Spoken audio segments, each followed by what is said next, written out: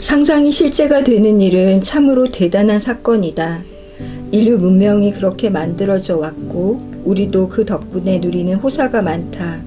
하지만 실제가 된 어떤 상상은 아주 참혹하고 잔인하다.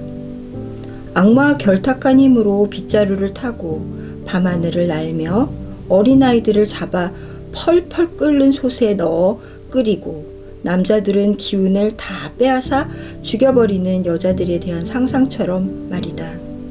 신앙으로 답하기 어려운 온갖 재난들이 몰아닥치던 15, 17세기 유럽의 상황은 원인 제공자이기에 배제되고 축출되고 사라져야 하는 여자들을 상상하고 마녀라는 실제를 만들어냈다.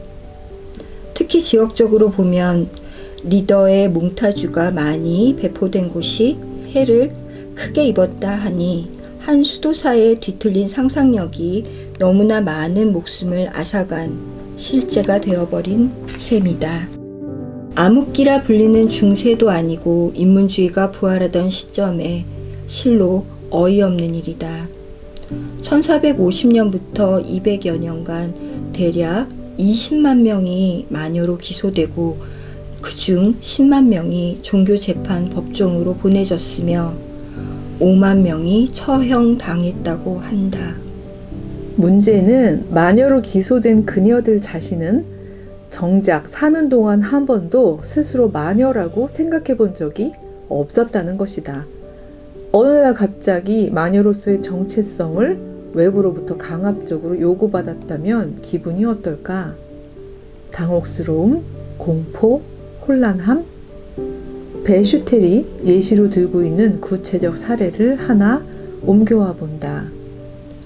1646년 8월 14일 신학자들이 마법의 혐의로 기소된 60살 먹은 여자 아드리엔느 데르를 신문했는데 그녀는 몽벨리아 출신 피에르 파크송의 과부였다. 그들은 그저 간단하게 마법사의 존재를 믿느냐고 그녀에게 물었다. 만일 그녀가 아니라고 대답하면 악마의 존재를 부인한다는 비난을 받게 되는데 그것이 교리에 반대되는 생각이기 때문이다. 만일에 믿는다고 대답하면 그런 이상한 지식을 어디에서 얻게 되었냐고 물을 것이다. 마법사를 직접 알고 있는가? 이름은 무엇인가? 어떻게 대답하든 간에 그녀는 곧 자가당착에 빠지게 된다. 예수님을 코너로 몰던 서기관들과 대제사장들이 떠오르는 내용이다. 랍비여, 가이사에게 세금을 내는 것이 옳습니까? 하필 예루살렘 성전에 가득 모인 유대인들 앞에서였다. 어찌 대답하든 난감한 상황이다. 로마 제국의 황제에게 세금을 내는 것이 옳다고 하면 민족주의적 신앙을 가진 유대인들이 등을 돌리는 것은 물론 그들의 흥분에 큰일을 당할 수도 있다. 그렇다고 군데군데 무기를 들고 감시하고 있는 로마 군인들 앞에서 세금 거부를 선포했다가는 잡혀 들어갈 것이 뻔하다. 그때 예수님은 매우 현명한 행동을 하셨다. 내가 가진 동전 앞면에 누구의 얼굴이 그려져 있느냐? 가이사의 것입니다. 그렇다면 가이사의 것은 가이사에게, 하나님의 것은 하나님께 바치라. 그 심층적 의미를 다 파악하지 못했다고 해도 통쾌한 압승이었고 이에 유대 군중은 환호했다. 그러나 여기 마녀로 의심을 받아 끌려와 신문관들 앞에 선 가여운 여인은 예수님만큼의 지혜나 권위가 없었다. 그럼에도 그녀는 자신을 지켜내기 위해 온 힘을 모았다. 이 사람들은 기독교 지주자들이다. 가장 성서적으로 답해야 한다. 마법사에 대한 언급이 성서에 있기 때문에 저는 마법사가 있다고 믿어요. 첫 질문을 가까스로 방어한 이 여인은 풀려났을까? 속사포처럼 퍼부어지는 질문 세례에 결국엔 걸려들게 되고 이어지는 고문 속에서 언젠가 어려서 들었던 주술 처방 한 구절이라도 내뱉는 순간 마녀가 되어버린다. 지쳐서 자기를 변호하거나 방어하기를 포기한 여성들이 속출했다. 독일 지방에서 마녀 용의자로 검거된 한 여인은 끔찍한 대질 신문과 검사 과정에 지쳐 자기도 모르게 이렇게 말해버렸다. 정확하게는 모르겠지만 제가 마녀인 것 같습니다. 자신의 정체성조차도 심판자들이 정해준 대로 믿어버린 여자들은 때로 막 잡혀온 다른 용의자를 검거하기 위한 증인이 되기도 한다. 아, 우리가 마녀 집회를 할 때 저 여자도 본 것 같아요. 행여 많은 마녀들을 잡는데 공헌을 한다면 나 하나쯤은 살려줄까 싶어 고발을 선택한 여자 때문에 하룻밤 사이 126명의 마녀들이 잡혀오기도 했다.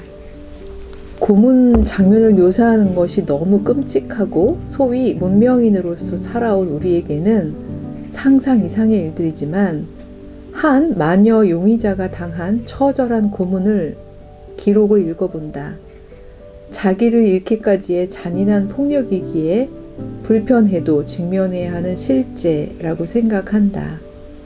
1629년 코보르 지역에서 마녀 용의자로 고문당한 엘리자벳 마드랭의 사례이다. 고문관은 유황을 바른 깃털에 불을 붙여 그녀의 겨드랑이와 목 주변에 화상을 입혔고 등 뒤로 두 손을 묶어서 천장에 매달았으며 서너 시간을 그런 상태로 방치해 두었다. 그녀를 그렇게 매달아 놓은 채 고문관은 점심을 먹으러 갔다. 점심을 먹고 온 그는 그녀의 등에 브랜디를 붓고 불을 붙이고 몸에 무거운 물건을 묶어서 다시 천장에 매달았다. 그리고는 대패질을 하지 않아 가시가 많은 판자를 그녀의 등에 부착시켜서 두 손을 묶어 다시 천장에 매달았다. 두 개의 발톱과 두 개의 손톱을 나사로 조이고 겨드랑이 밑에 몽둥이를 집어넣어 15분간 천장에 매달았다. 그녀는 여러 번 의식을 잃었다. 그는 그녀의 장단지 부근의 두 다리를 비틀어 꺾었다. 세 번째 고문은 더욱 가혹해져 가죽 채찍으로 허리를 구타했다. 몸에서 배어 나온 피가 옷을 적셨다. 다시 천장에 매달고 엄지발톱과 손톱을 조인 다음 신문용 의자에 앉혀놓고 고문관과 법원의 관리들은 10시경 점심을 먹으러 갔다. 그들은 오후 1시까지 돌아오지 않았다.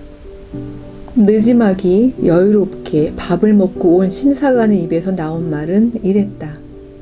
자백을 하라. 아니면 숨이 끊어질 때까지 고문할 것이다. 이 지역에서는 고문을 받다 목숨을 잃은 사람들이 95%였다고 하니 무사히 살아남아 마녀로 판결을 받아 화형을 당한 사람들이 오히려 놀라운 따름이다. 하긴 대표적인 마녀 감별법인 물에 넣어보기 역시 살아남는 것 자체가 기적인 고문이다. 마녀는 사탄의 불과 관련이 있고 따라서 정상 여자의 체중보다 가볍다는 어이없는 비논리에 근거하여 불안에 떠는 마녀 용의자들을 물에 던져 넣었다. 물 위로 떠오른다는 것은 가볍다는 증거이니 떠오르는 즉시 마녀로 입증되어 화형될 운명이다. 가라앉으면 서둘러 건져주는 일이 드물었으므로 익사하는 여인들이 많았다. 이 경우 사람으로 죽는 것을 다행으로 여겨야 할 일인지. 결국 질기게 살아남아 마녀로 입증된 여인들을 죽이는 방법 또한 기가 막힌다. 모든 마녀의 목에 화약 자루를 매단 다음 그들의 몸을 연결시킨 후 줄줄이 이어진 폭죽에 불을 붙이듯 한꺼번에 화형을 시켰다는 1589년 크베트린 부르크의 사례, 생매장 당한 안나 브로코스키의 사례 등 지면이 모자랄 지경이다. 마녀로 화형당하며 남편에게 마지막 편지를 보냈던 레베카 램피는 내내 자신의 결백을 호소하면서도 말미에 이렇게 적었다. 제가 마녀라면 주여 저를 가엾게 여기소서. 이 무슨 폭력인가요? 어찌하여 하나님은 저희의 절규를 외면하시는지요? 그러게 말이다. 죽어가면서까지 기도를 멈추지 않은 여인들, 남들이 말하는 대로 자신이 마녀인지 아닌지 너무나 혼란스러워 몸의 고통보다 자신의 정체성이 더 무거웠던 여인들, 죽는 마지막 순간까지 자신의 사랑하는 사람들이 걱정스러웠던 착하고 순한 마음의 그녀들을 마녀라는 한 범주로 묶어 공개적으로 그리고 잔인하게 제거하면서 공동체의 지도자들은 외쳤을 것이다. 이제 우리를 기근과 한파와 전쟁과 전염병으로 죽게 만들었던 원흉들이 제거되었다. 우리 마을은 다시 안전해질 것이다. 글쎄, 그랬을까? 그럴 수 있었을까? 해가 갈수록 더 많은 마녀들을 잡아야 했던 걸 보면 그렇지 않았던 듯하다. 어째 그 시절의 일만은 아닌 느낌이다.